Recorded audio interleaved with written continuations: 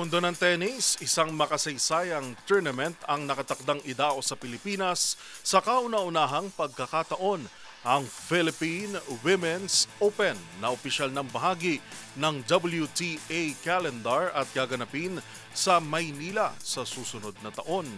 Narito si Matchpoint Mili Borja.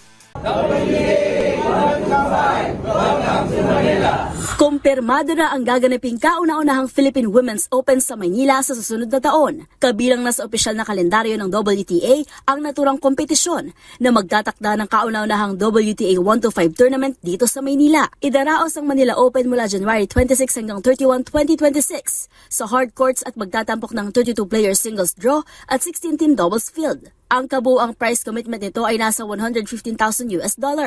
Ayon kay Philippine Sports Commission Chair Patrick Gregorio, inaasahan nilang sasali sa Manila event ang Filipina tennis star na si Alex Eala. Posible lamang umunong mapigilan ito kung umabante si Eala sa 2026 Australian Open na kanyang lalaroan sa kaparehong panahon. Dahil ang 2026 Australian Open ay gaganapin mula January 12 hanggang February 1 na tumatapat sa petsa ng Philippine Women's Open. Para sa MBC TV Network News, ito si Mili Borja ng DZRH TV, una sa Pilipinas, una sa Pilipino.